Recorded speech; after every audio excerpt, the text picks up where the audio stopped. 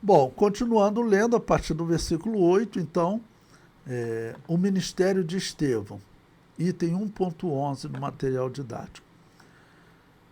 Atos 6:8.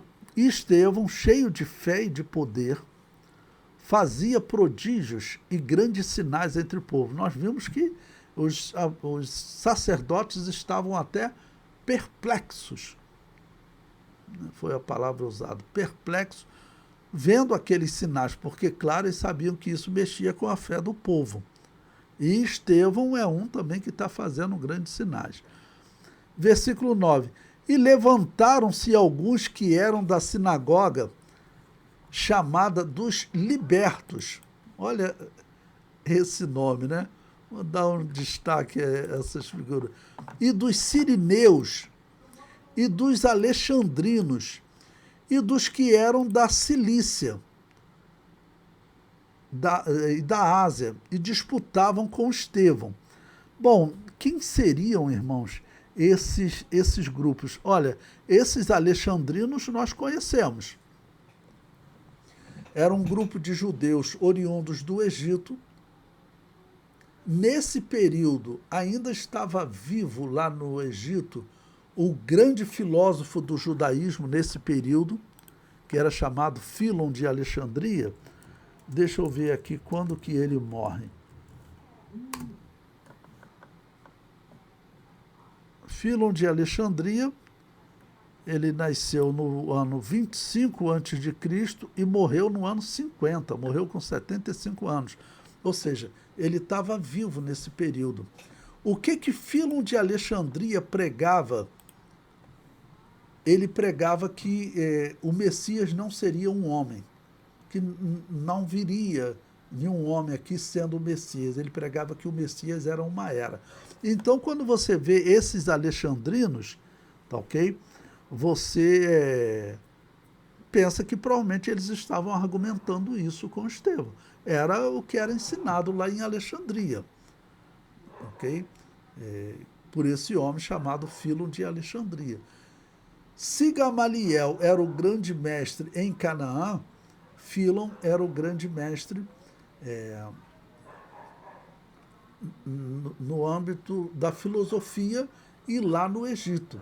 E tanto que existem livros escritos por Fílon de Alexandria, eu estava vendo, foram traduzidos para o português alguns livros dele, então você pode ler os livros de Fílon e identificar, né, o que eles pregavam. Esse outro nome aqui, chamado Sirineus, eram então oriundos de uma cidade chamada Cirene, na África. Okay? E lá também teve um filósofo que eles seguiam, que era um homem ligado a Platão, que era um filósofo chamado Protágoras. Okay? Então, eles defendiam, entre esse Protágoras, um pouco daquele pensamento pagão que as atitudes, as ações dos homens eram determinadas por Deus. Nesse sentido, eles, ou seja, seriam calvinistas, né? Nesse sentido, por exemplo, os calvinistas pregam que Judas traiu Jesus porque ele foi determinado por Deus. Deus determinou que ele fizesse isso. Isso está errado, é claro. Isso é uma heresia grave. Mas eles pregavam isso, né? E o interessante desses aqui, eu acabei pulando, deixando ele por último, é esses que são chamados de libertos, né? Os libertos, ou seja, eles tinham uma certa ousadia, né? Aquelas pessoas que seriam os judeus de destaques da época.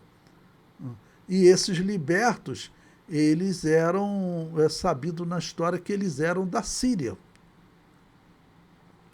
uma região que aparece no Antigo Testamento e no Novo Testamento eles se destacam também. Lá estava a cidade de Antioquia, Damasco, não? E a Síria também, ela era uma região que ela tinha se assim, destacado muito. Eles não faziam rebelião contra Roma, então não tinham aquelas destruição que os romanos impuseram em outros momentos, né? Ok? Bom, então, os alexandrinos, os sirineus e os cilicianos, né? O quarto nome que aparece aqui. Bom, Cilícia, quem era da região da Cilícia? Era Saulo de Tarso. Então eu sempre falo que Saulo, ele poderia estar aqui debatendo com Estevão. E assim, em termos de conhecimento do texto, provavelmente Saulo de Tarso, muito provavelmente, ele batia em Estevão fácil. Porém, a questão aqui não era conhecimento de texto, mas interpretação correta.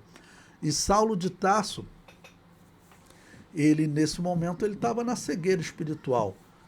Deus não se revelou para Saulo de Tarso pelo estado dele. Ele era ligado aos fariseus, ele era um fariseu, e todo aquele ensino que ele recebeu, ele não concebia a possibilidade de abandonar, de rejeitar. Para ele, abandonar aquele ensino, né, que eles estavam vivendo, para ele aquilo seria uma apostasia, seria negar a fé de Abraão, Isaac e Jacó. Depois ele vai se converter e então ele vai reinterpretar isso tudo e vai dizer que, na verdade, deixar o judaísmo nesse momento, ele fala isso lá na carta aos Gálatas, equivale a você vir para a igreja se tornar um filho da livre, enquanto se você continuar no judaísmo, você então é um filho da escrava.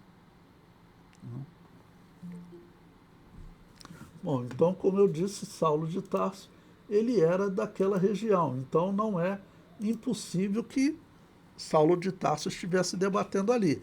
Eu digo que não é impossível nem que Saulo de Tarso tenha debatido com Jesus,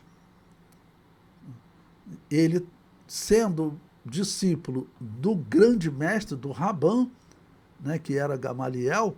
Provavelmente, quando tinha uma questão de debate, né, vamos chamar ou Gamaliel ou algum discípulo dele. Ok? Então, existe a possibilidade de Saulo de Tarso estar aqui. Quando fala esses, né, da Cilícia, tem a possibilidade do apóstolo Paulo estar aqui recebendo uma surra de Estevão. Porque, como eu disse, a questão aqui é interpretação correta. Atos capítulo 7, versículo 10. E não podiam resistir à sabedoria e ao espírito com que falava. Em diversas aulas eu já comentei com vocês que às vezes a palavra espírito, você depende da tradução para você interpretar corretamente se está falando do Espírito Santo ou do Espírito do homem, né? Então, aqui ele, por exemplo, a nossa tradução, ele traduziu com letra maiúscula. Ok?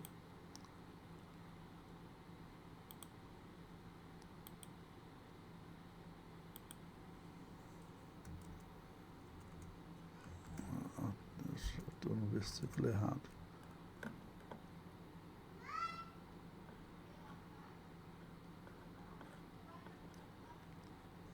Atos capítulo 6, versículo 10.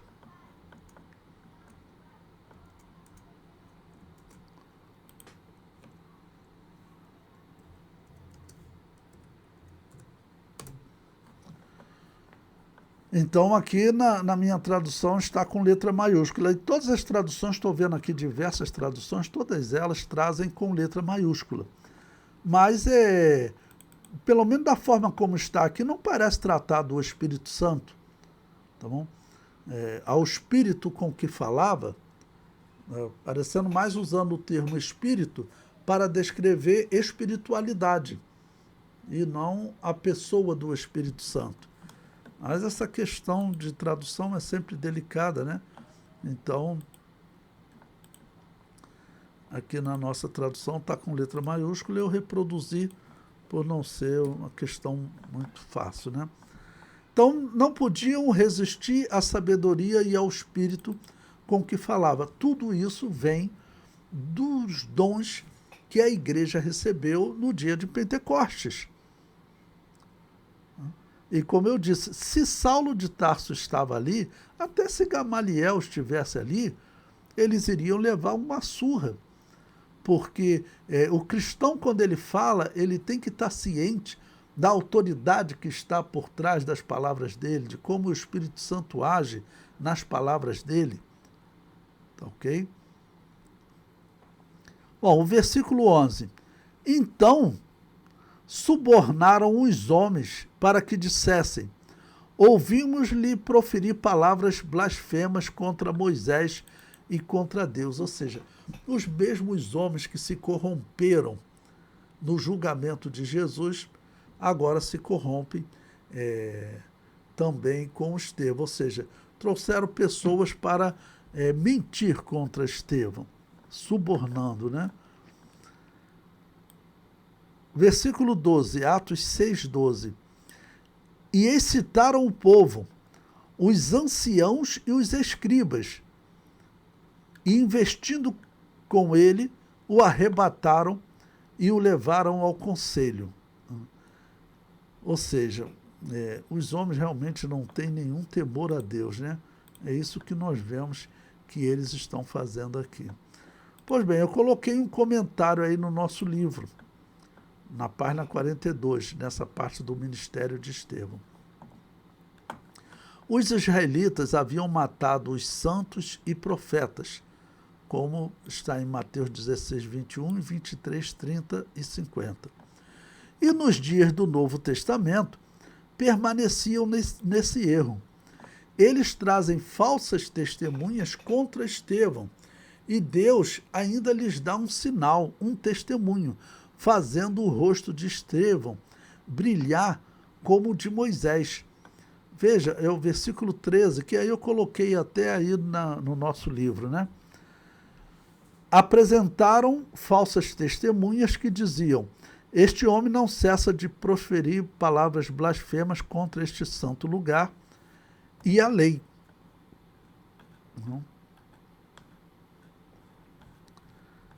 E no versículo 14,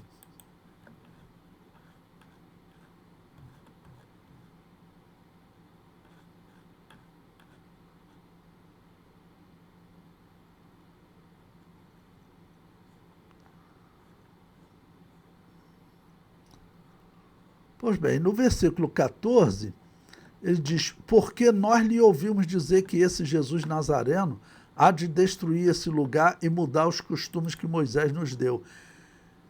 É um pouco da mentira que eles falaram lá no julgamento de Jesus. Alterando as palavras de Jesus, porque Jesus disse: derribai este templo, falando do seu corpo, e eles disseram que isso era uma referência ao templo judaico, e que Jesus iria derrubar aquele templo. É isso que eles estão dizendo, né? Ok? Pois bem. E no versículo 15, então todos os que estavam assentados no conselho, e aí, claro, certamente está envolvido os fariseus não estão sendo citados, falei para vocês, cita os saduceus só, o sumo sacerdote era saduceu. E ao que tudo indica, os fariseus realmente, eles não concordavam com os saduceus em muitas coisas, e no caso da ressurreição eles discordavam. Então, por isso, eles não estavam aparecendo. Mas aqui no conselho, certamente está falando dos fariseus, porque eles eram maioria no conselho, que é o Sinédrio. Então, eles eram maioria. Então diz que, fixando os olhos nele, viram o seu rosto como o rosto de um anjo. Será que José de Arimateia e Nicodemos estavam ali? Muito provavelmente também. Então eles e os outros, Deus ainda deu um sinal a eles para ver se eles abandonavam aquela corrupção. Porque até no discurso do apóstolo Pedro, em Atos 2, no dia de Pentecostes, o apóstolo Pedro falou para que eles se arrependessem e que viesse o tempo do refrigério, que era entrar para, no caso, o cristianismo. Então o apóstolo Pedro usou essa expressão, ok? E agora Deus dá um sinal, mas nós sabemos pelo resultado que eles não se convertem.